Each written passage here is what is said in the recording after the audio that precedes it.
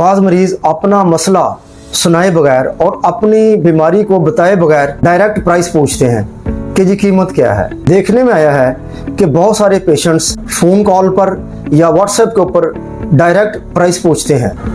ज़रा गौर करें तो बवासीर, फिशर और फिस्चुला 3 अलग अलग बीमारियां हैं। तीनों का जिस तरह नाम मुख्तलिफ है, इसी तरह इनका इलाज, इनकी दवाइयाँ, इनका परहेज़ और तरीका इलाज तीनों डिफरेंट है। जब इन तीनों बीमारियों का तरीका इलाज ही मुख्तलिफ है तो इन तीनों की एक दवाई कैसे काम कर सकती है, या कैसे वो मरीज़ को उसकी बीमारी से निजात दे सकती है, कैसे मरीज़ की जान छूट सकती है। किसी के लिए एक दवाई शिफा साबित होती है और किसी के लिए वही दवा जहर साबित होती है।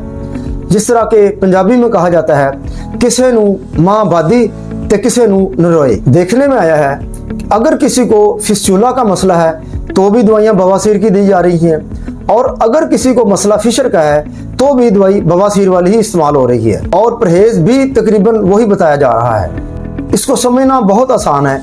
जिस तरह के एक जूता घर के 4 या 5 अफराद के लिए पूरा नहीं आता, उन सब का नाप अलग अलग होता है, तो एक दवाई किस तरह सब मरीजों को, करोड़ों या लाखों मरीजों को फायदा दे सकती है। ऐसे इलाज को हम एम्पिरिकल ट्रीटमेंट कहेंगे, मेडिकल ट्रीटमेंट या तिब्बी इलाज नहीं कहा जा सकता।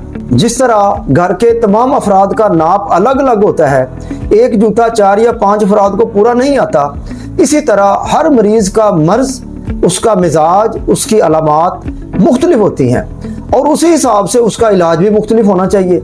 अक्ल तो ये मानती है, बताना ये मकसूद है कि मखसूस या टिपिकल बीमारी के अलावा, मसलन अगर किसी को बवासीर है लेकिन साथ उसको इजाफी अलामात भी होंगी, मसलन किसी के मौके हैं, किसी के नहीं है, किसी को ब्लीडिंग होती है, किसी को नहीं होती, किसी को कब्ज का मसला है, किसी को नहीं है, तो कैसे एक दवाई बना के सबको दी जा सकती है जो उनको फ़ायदा भी करे।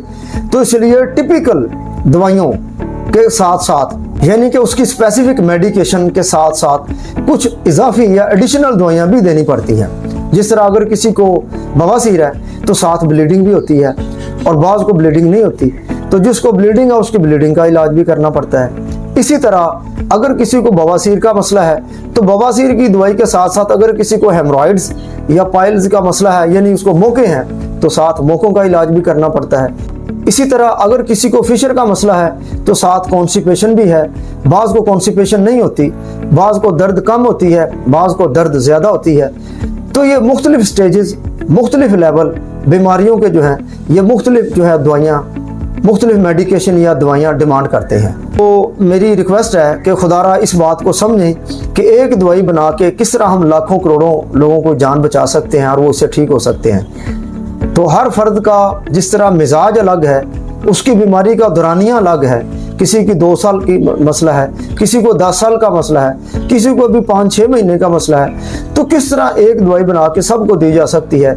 लिहाजा मेरी रिक्वेस्ट है कि आप पहले अपना मसला डिटेल के साथ डिस्कस किया करें, अपने तमाम मसाइल डिस्कस किया करें, अपनी पूरी केस हिस्ट्री शेयर करें, फिर जो है आप इलाज की तरफ आया करें, ताकि ये आपकी बीमारी से जान छूट जाए और आप ये ऐसे एम्पिरिकल किस्म के जो ट्रीटमेंट हैं इधर उधर के, जिसको हम टूने टोट के कहते हैं, या अताई किस्म के जो नुस्खा जात हैं, आप उनको इस्तेमाल करने से बच जाएं।